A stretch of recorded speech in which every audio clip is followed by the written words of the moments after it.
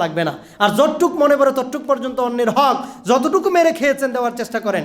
কেউ যদি মারা যেয়ে থাকে তাহলে তার পক্ষ থেকে আপনি দান সদাকা করেন। অন্যের হক নষ্ট করে জান্নাত কামাই করবেন এই সুযোগ নাই।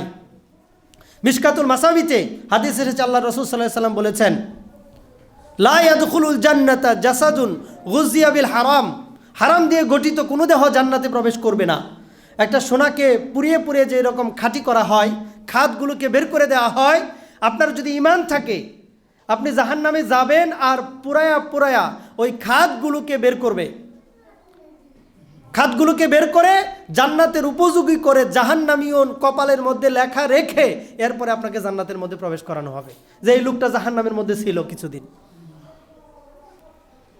এইভাবে করে জান্নাতে দেওয়া হবে। আর জাহান্নামের একটা দিন, জাহান্নামের অল্প সময়, এইটা দুনিয়াতে আপনি যত টাকা পয়সা কামান, যত সুখে স্বাচ্ছন্দ্যে থাকেন, যত ভালো থাকেন, এই আপনি যদি 100 বছরও কমপ্লিট 100 বছর আপনি সুখে থাকেন, এরপরেও এই জাহান্নামের একটু শাস্তির মোকাবেলা এটা কিচ্ছু না।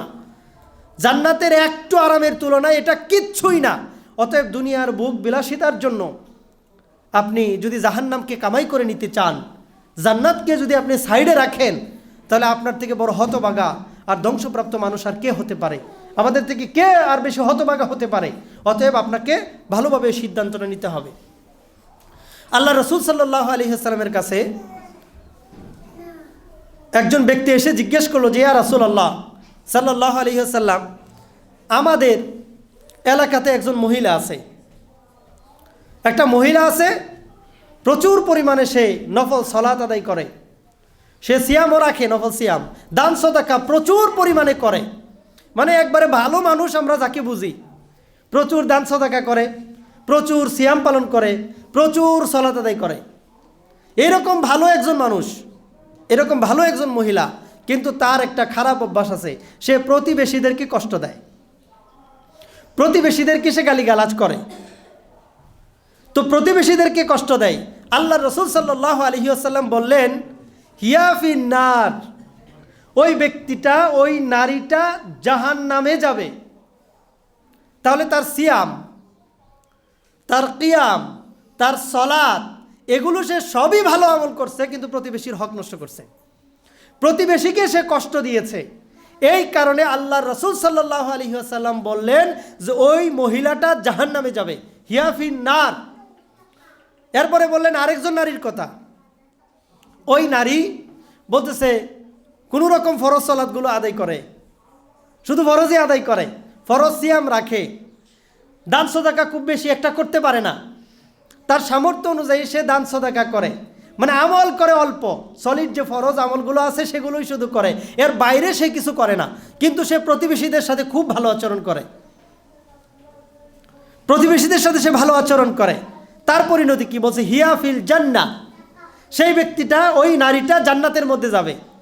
আপনার জান্নাতে যাওয়ার জন্য অল্প আমলই যথেষ্ট হবে, যদি খারাপ অভ্যাসগুলো আপনি ছাড়তে পারেন, আপনি যদি খারাপ কাজগুলোকে ছাড়তে পারেন। এখন আমাদের অবস্থা হয়ে গেছে এমন, আমরা ভালো কাজ যেমন করি, কম্পিটিশন করে খারাপ কাজ এমন করি। তো ভালো কাজ আর খারাপ কাজে ব্যালেন্স হয়ে যদি এমন হয় যে খারাপ কাজের পাল্লা ভারী হয়ে গেছে, তাহলে তো জাহান্নামে যেতে হবে আমাদেরকে।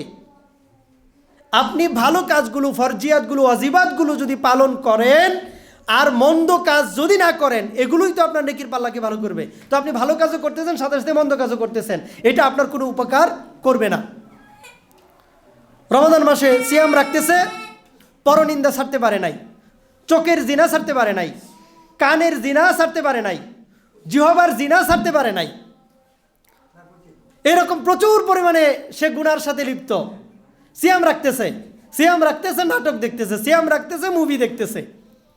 যে সিয়াম সে সারাদিন রাখলো, সন্ধ্যার পর থেকে যা কিছুক্ষণ ফেসবুকের মধ্যে থাকলো, ইউটিউবের মধ্যে থাকলো, টিকটক দেখলো, দেখার পরে তার যে সিয়াম আছে সব ওইখানে কাটা হয়ে গেল। তো লাভ কি হলো? কোনো লাভ হলো না।